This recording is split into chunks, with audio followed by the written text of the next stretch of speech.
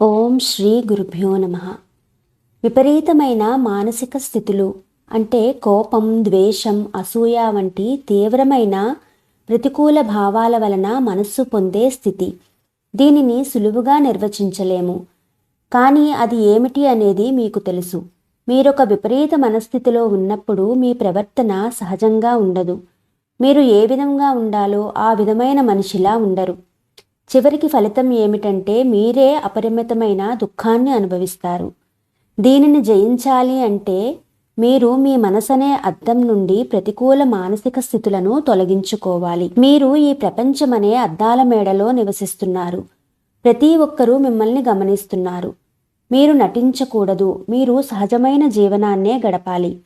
మీ నడవడిని ఇతరులకు కేవలం గమనించడమే కాదు, మీరు కూడా వారు ఎలా ప్రవర్తిస్తున్నారో అధ్యయనం చేస్తున్నారు. చుట్టూ ఉన్న వాళ్ళని నిరంతరం గమనించిన ఫలితంగా వారితో మిమ్మల్ని మీరు పోల్చుకోవడం మూలంగా మీరు విపరీత మనస్థితుల్లోకి జారుకుంటున్నారు. లేదా ఈ ప్రపంచంలో ఒకరు ఎదుర్కొంటున్న అంతులేని కష్టాలను గురించి మీరు విచారపడుతున్నారు. విపరీత మానసిక స్థితులు ఎక్కువగా పరిసరాల ప్రభావపు ఫలితమే. మన చుట్టూ ఉన్న ప్రపంచం వలన ప్రతి ఒక్కరూ వేరువేరుగా ప్రభావితులవుతారు. బాహ్య పరిస్థితులను చూస్తూ విచారపడడానికి మీకు మీరు అనుమతి ఇచ్చుకోకూడదు. మీ పరిసరాల ప్రభావాన్ని మీ మీదకు తెచ్చుకోకూడదు.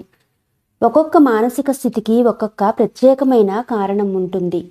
అది మన మనస్సు లోపలే ఉంటుంది. ఒక విచారాన్ని తొలగించాలంటే ముందుగా మీరు దాని కారణాన్ని తొలగించాలి.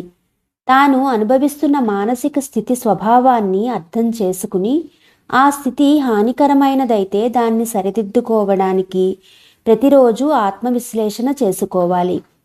మిమ్మల్ని మీరు ఉదాసీనమైన మానసిక స్థితిలో ఉన్నట్లుగా గ్రహిస్తే ఒక మంచి అభిరుచిని ఏర్పరచుకోవడానికి బుద్ధిపూర్వకమైన ప్రయత్నం చేయడం చాలా అవసరం. ఉదాసీన స్థితిని గురించి జాగ్రత్త పడాలి.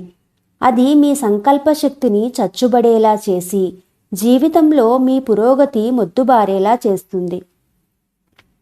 అదే మీ విచారం అనారోగ్యం గురించి అయితే మీరు ఆరోగ్యానికి, చురుకుదలకు, నైతిక జీవితానికి దారి చూపే సరైన జీవన నియమాలను ఆచరించడానికి ప్రయత్నించాలి.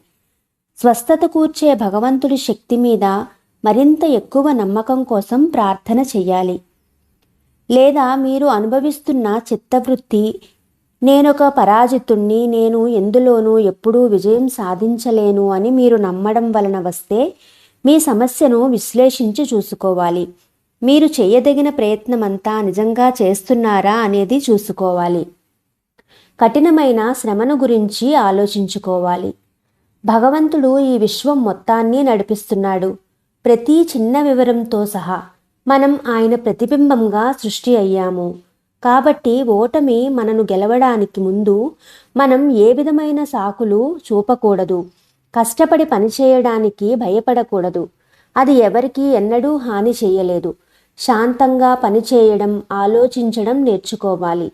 మీరు ప్రశాంతంగా కార్యనిమగ్నులైనప్పుడు మీరు చేయడానికి బయలుదేరిన దేన్నైనా సరే పూర్తి చేయగలుగుతారు. ఎందుకంటే మనసు స్పష్టంగా ఉంటుంది కనుక. ప్రశాంతమైన, చక్కటి మానసికమైన కార్యనిమగ్నత కొత్త ప్రాణం పోస్తుంది. ఇటువంటి లక్షణాలను ఏర్పరచుకోవడం వలన మానసిక స్థితులను జయించగలుగుతాము.